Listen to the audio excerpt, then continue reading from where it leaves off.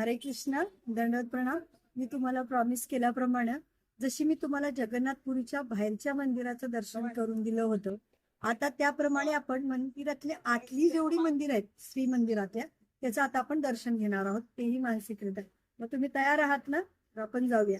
आपण ज्यावेळेला लाईनने येतो तर पहिल्यांदा आपल्याला दिसतो तो अरुण स्तंभ. आणि अरुण स्तंभ आहे तो जे आपलं कोणार्कचं सूर्य मंदिर आहे तिथून आणलेला आहे. ज्या वेळेला तिथलं मंदिर पाडलं गेलं तर तिथले अर्च विग्रह आणि हा स्तंभ तिथं आणला गेला. तर आता मंदिराला 4 दरवाजे आहेत, पूर्व, पश्चिम, दक्षिण आणि उत्तर.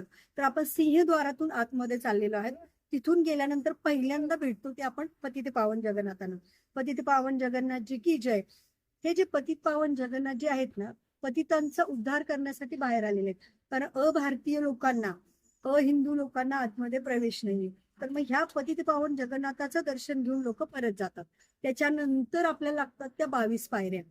तर असं म्हटलं जातं हे जे मंदिर आहे ते सत्ययुगातलं आहे. इंद्रदुम्न राजांनी बांधलेलं होतं. इंद्रदुम्न राजांनी विश्वकर्मांना सांगून हे बांधलं होतं. तर हे 22 पायऱ्या हे त्यावेळेला जो महामंत्र होता, श्रीकृष्ण गोविंद हरे मुरारी हे नाथ नारायण वासुदेव, त्याचं हे प्रतीक आहे. 22 शब्द म्हणजे जे 22 दोन केलेले शब्द तयार होतात त्याचं ते प्रतीक आहे. आणि तिसरी जी पायरी आहे, पहिली, दुसरी, तिसरी, ती यमशिला आहे. असं म्हटलं जातं की यमराजी म्हणाले की सगळ्या देवदेवतांना भगवंतांनी मंदिरात स्थान दिले, तर मला का नाही. तर मग जेव्हा तुम्ही आतमध्ये जाता तर ह्या यमशिलेवरती, ती काळी पायरी आहे टोटल, त्याच्यावर तुम्ही पाय देऊन जाऊ शकता. परंतु परत येताना तुमची सगळी जी वाईट दुष्कर्म आहे ते निघून जातील. पण जेव्हा परत याल तुम्ही तर त्याच्यावर पाय द्यायचा नाही. जर तुम्ही परत येताना जर त्याच्यावरती पाय दिला तर तुमची पुण्यकर्मही नष्ट होतील. त्यामुळे तुम्ही लक्षात ठेवा.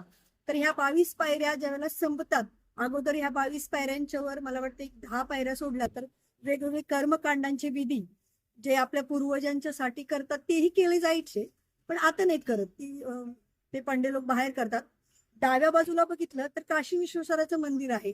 तर पार्वती मातांची शिवजीचा थोडासा वाद झाला होता भगवंताच्या प्रसादावरनं. तर पार्वती माता म्हणली की शिवजींना आत नका स्थान देऊ. तर मंदिर त्यांचं बाहेर आहे. पण जेव्हा पण भगवंत रथयात्रेच्या दरम्यान बाहेर येतात तर थोडस डोकवतात शिवजींच्याकडं, त्यांचं दर्शन घेतात आणि जातात. तर आपण ह्या 22 पायऱ्या चढलेलो आहोत, 22. आणि डाव्या बाजूने चाललेलो आहे तर आपल्याला असं जगातलं सगळ्यात मोठं किचन आपल्याला दिसतं. आणि त्या किचन मध्ये 620 चुली आहेत टोटल. आणि आतमध्ये 120 पंडे काम करतात. बाहेर खोबरं चिरणारं, सब्जी कटिंग, नंतर पाणी आणणारं, हे सगळे वेगवेगळी लोक. ह्या लोकांना आतमध्ये एंट्री नाही. आणि अजून सुद्धा त्या मंदिरामध्ये जगन्नाथांच्या एकही अत्याधुनिक कुठलंही तिथे सामुग्री नाही. जसं तुम्ही समजा की ग्राइंडर, मिक्सर किंवा आपण पीठ दळतो ते गिरण वगैरे काय सुद्धा तिथं नाही. ह्या सगळ्या वस्तू आहेत त्या पहिल्यापासून जात्यावर दळलं जातं किंवा ग्राइंड करण्यासाठी पाटा वापरला जातो. आणि त्याच्यामध्ये एक एक जी भांडी आहेत ना, एकावर 7 ठेवली जातात. खालच्या जे मडका आहे त्याच्यामध्ये पाणी ठेवलं जातं आणि वरच्या 6 मडक्यामध्ये पदार्थ असतात. तर असं म्हटलं जातं की 6व्या मडक्यातलं पहिल्यांदा शिजतं.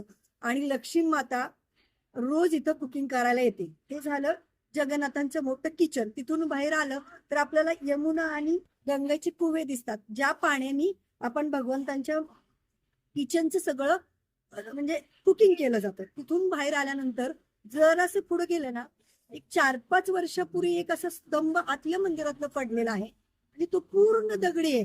पण एक विशेष असं आहे की तिकडच्या जर त्या मोठ्या स्तंभाला ह्या एकाने कान लावला आणि जर दुसऱ्याने ह्या कानाला लावला तरी तिकडून जे बोललेलं तिकडून आवाज येतो.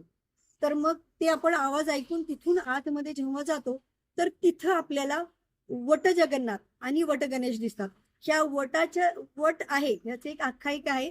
ज्या वेळेला मार्कंडेय ऋषी मोठा प्रलय आला होता त्यावेळेला त्या प्रलयाच्या वेळेला मार्कंडेय ऋषीला त्या पिंपळाच्या पानावरती, त्या वटाच्या पानावरती भगवंतानी दर्शन दिलं होतं. आणि त्याच्याविषयी एक सुंदर असा श्लोक आहे. श्लोक सांग. याच्या बाबतीत एक सुंदर असा भागवत श्लोक आहे.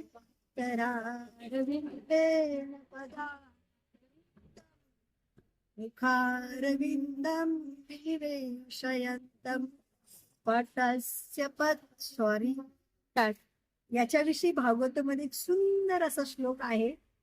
करारविंद पदारविंदम मुखारविंदेन विनिवेशयन्तम् वटस्य पत्रस्य पुटे शयानं बालं मुकुन्दं मनसा स्मरामि. हे कृष्ण हे सकेति गोविंद दामोदर माधवेति गोविंद दामोदर. याचा अर्थ असा आहे की जे पिंपळाचं पान आहे त्या पिंपळाच्या पानावरती भगवंत स्वतःचाच अंगठा स्वतः चोपत आहेत. अशा भगवंतांना मी नमस्कार करतो. तर त्या झाडाखाली सुंदर असे वट गणेश आणि वड जगन्नाथ जे आहे. वट गणेश आणि वड जगन्नाथांच्या पुढे आल्यानंतर ब्रह्माजींची यज्ञवेदी आहे. म्हणजे तिथं खूप असे ब्राह्मण बसलेले असतात. त्या ठिकाणीच पूर्ण मंदिराचा वेलकमिंगचा प्रोग्राम झाला होता. आणि तिथल्या जर पांड्यांना तुम्ही थोडीफार लक्ष्मी दिली तर तुमच्या पूर्वजांसाठी तिथे होम हवन केलं जातं. त्याच्या जरासं पुढं आलं की मस्त असं रोहिणी कुंड आहे. आणि ह्या रोहिणी कुंडाविषयी असं सांगितलं जातं फक्त त्यांच्या दर्शनानं आपण पवित्र होतो. त्या रोहिणी कुंडातल्या पाण्यानेच भगवंताला आचमन करून भगवंताला भोग लागला जातो. आणि ज्या वेळेला आपण स्नान यात्रा करतो भगवंतांची त्यावेळेला पण रोहिणी कुंडातून पाणी दिलं जातं. थोडंसं पुढे गेलं तर आपण पार्वती देवीचं मंदिर आहे. अशी आख्यायिका आहे की पार्वती मातेला ऍक्च्युली खूप मोठी कथा आहे ती की नारद मुनींना थोडा प्रसाद मिळाला त्यातला तरी शिवजींना दिला. शिवजीने तो खाल्ला. पार्वती मातेला मिळाला नाही. मग पार्वती मातेने तपस्या केली आणि तपस्या केल्यानंतर भगवंतांना प्रसन्न केलं. भगवंत म्हणले की मी ज्या वेळेला जगन्नाथांच्या रूपातील त्यावेळेला मला भोग लागल्यानंतर पहिल्यांदा तुला लागेल नंतर सगळ्यांना वाटला जाईल. म्हणून आता अजून म्हणजे कायमच भगवंतांना 56 भोग लागतो. तो पार्वती मातेला दाखवला जातो आणि त्याच्यानंतर तो आनंद बाजारात विकायला येतो. त्याच्यानंतर येतं ते कांची गणेशाचं मंदिर. कांचीचा जो राजा आहे त्यांना हरवून पुरीच्या राजाने ते गणेशजी आणलेले आहेत. त्याचं एक सुंदर मंदिर आहे. आता पुढचा दरवाजा येतोय आपल्याला दक्षिण द्वार. त्या द्वाराच्या जवळ बघितलं तर बरोबर जगन्नाथांच्या पाठीमागं सुंदर असं उंचावरती नरसिंह भगवंतांचं टेम्पल आहे. तुम्ही पायऱ्याने तिथं वर चढू शकता. नरसिंह भगवंतांचं दर्शन घेऊन पुन्हा तुम्ही खाली येणार आहे. त्याच्यानंतर आहेत नीलमाधव. नीलमाधवच्या दर्शनानंतर येतं आपलं श्रीजी मंदिर, श्री मंदिर आणि महालक्ष्मीचं मंदिर. तिथं लाईनने गेल्यानंतर खूप असे अर्चविग्रह आहेत महालक्ष्मीचे. असं म्हटलं जातं महालक्ष्मी आपली आई आहे आणि ती आपल्या लहान बाळाला कसं कुरवाळते तसं आपल्याला ती खुशीत घेते. तिथं थोडं बसून आपण पुन्हा पुढे येतो तर आपल्याला सूर्य मंदिर दिसतं. पुण्याचे जे सूर्य मंदिर आहे तिथले अर्चविग्रह तिथं आहेत. त्याच्या आतमध्ये गेलं तर आपल्याला कोयली वैकुंठ मिळतं. कोयली वैकुंठ म्हणजे ज्या वेळेला जगन्नाथांचं आपण नवकलेवरम करतो. नवकलेवरमच्या वेळेला ज्या जुन्या अर्चविग्रह आहेत जगन्नाथ बलदेव सुभद्रा मायेचे त्या ठिकाणी असे मातीमध्ये पुरलेले जातात आणि दुसरे नवीन आणले जातात. त्याच्या जर असं पुढे गेलं तर तुम्हाला ह्यांचे चैतन्य महाप्रभूंचे चरण कमल आहे. तिथं तिचं एक छोटस मंदिर आहे. त्याच्या पुढे गेल्यानंतर आपल्याला जो झेंडा आपण 4:30 वाजता लावताना पाहतोय त्या झाडाला जो वरती चढवताना लावला जातो त्या झेंडाच्या वेळेला जो विकत घेतलेला झेंडा किंवा आपण विकत घेणार त्या झेंड्याचं एक असं मोठं दुकान आहे. तिथून तुम्ही झेंडा घेऊ पण शकता जे ऑफर केलेले आहेत किंवा वापरू पण शकता. त्याच्या जर असं पुढे गेलं की सगळ्यात आवडती गोष्ट येते आपली तो म्हणजे आनंद बाजारात.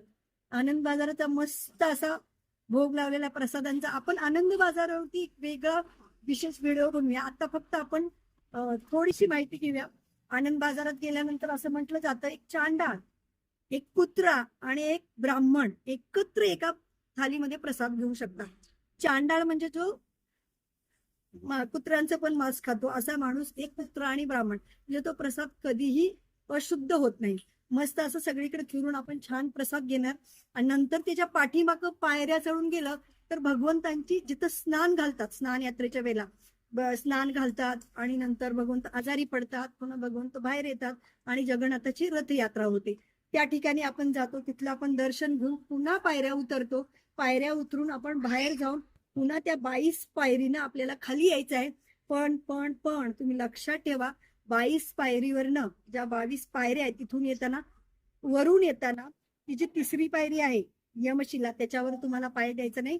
ती पायरी ओलांडून तुम्ही पुढे येता, पुन्हा पतित पावन जगन्नाथाचं दर्शन घेता, सिंहद्वारातून थोडं थोडं थोडं मागे येता आणि नीलचक्राचं दर्शन घेता.